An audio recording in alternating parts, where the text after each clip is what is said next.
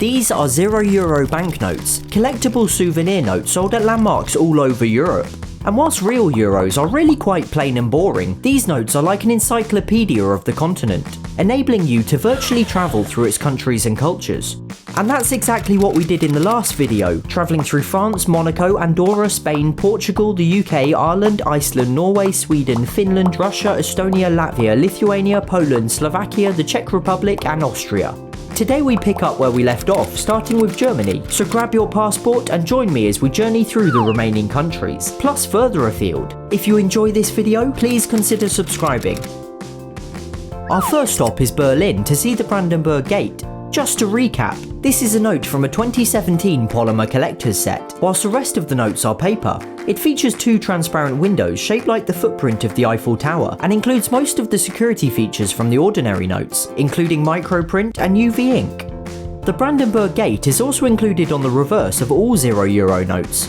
Then it's on to Hamburg to visit an attraction I would absolutely love to visit for real, Miniature Wonderland. This place is the world's largest model railway, although it's so much more than that, featuring over 15 kilometers of track through countless regions themed after different countries. There's even a functioning miniature airport. And then in Heidelberg, where I lived for 3 years as a kid, we visit the glorious ruins of Heidelberg Castle. Now Denmark doesn't actually use a euro, instead using the Danish krone, and there have been no notes formally issued except as one for each of the 32 countries for the 2018 World Cup. The note sees a player beside Copenhagen's iconic Little Mermaid statue, again somewhere that I would love to visit in real life. Next we jump across to the Netherlands to see the beautiful houses of Amsterdam. There's a very similar note from a rival company who also produce €0 banknotes. It's bright green and shares various security features, similarly based upon the original euro design. In Belgium, we visit my favourite building in the world, the Atomium. I bought these notes from a vending machine inside the attraction itself, and it was actually my very first €0 and how I discovered about these notes in the first place. These two see slightly different angles of the Atomium, whilst the third celebrates its 60th anniversary. This next note features Mini Europe, an outdoor model village across the road from the Atomium, and this note was very kindly sent to me by my subscriber Brett from the UK. I didn't have a chance to visit Mini Europe while I was there, so I really appreciate this. Thanks Brett. Next we see a polymer note of Brussels' Grand Place, a magnificent medieval square which again features on this fifth note, alongside the mannequin Piss. Now this fountain of a little boy having a wee might seem really weird for anyone unfamiliar, but it is in fact so iconic that it can be seen on the reverse of all the notes. From Belgium we head onwards to Luxembourg, a very small country whose €0 all seem to be quite sought after. The only one I could get my hands on features the wonderful Adolf Bridge in Luxembourg's imaginatively named capital, Luxembourg City.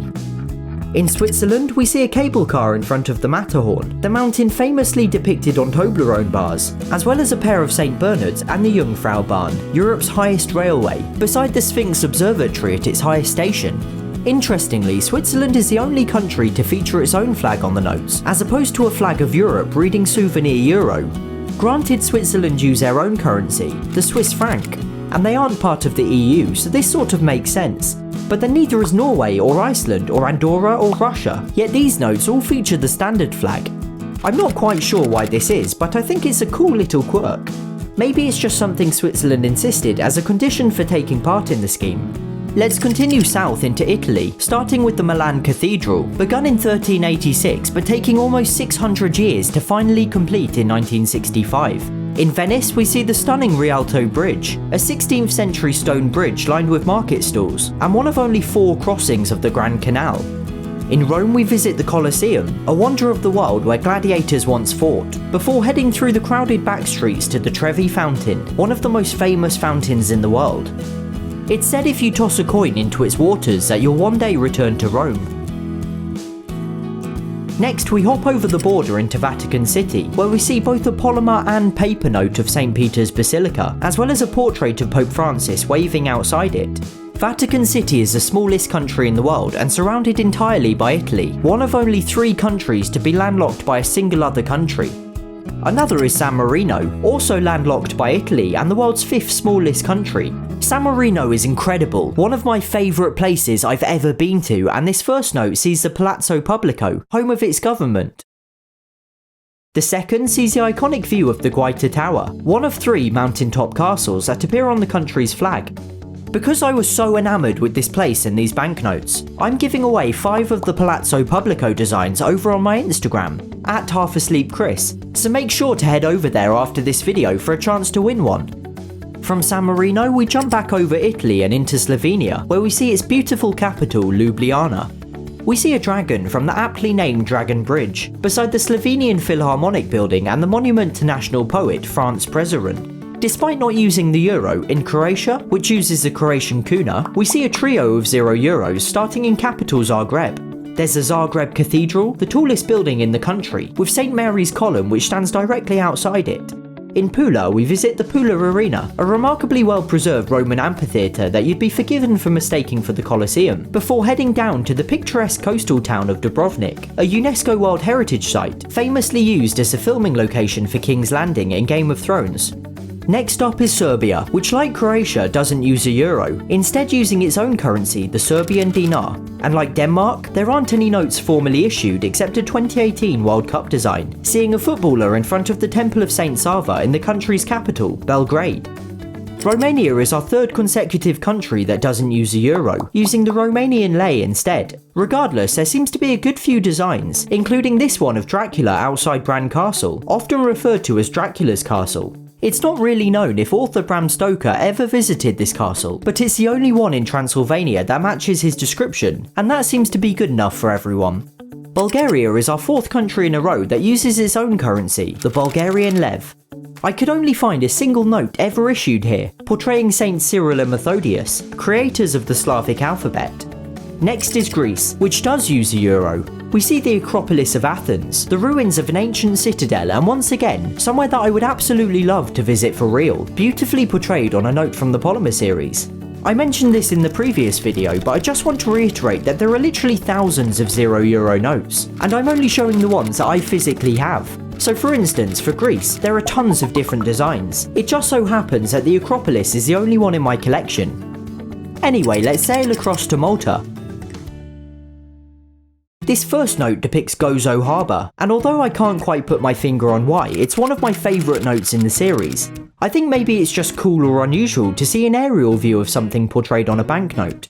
The second sees the Basilica of Our Lady of Mount Carmel in Malta's capital Valletta, a majestic building that can be seen from all over the city, dominating the skyline.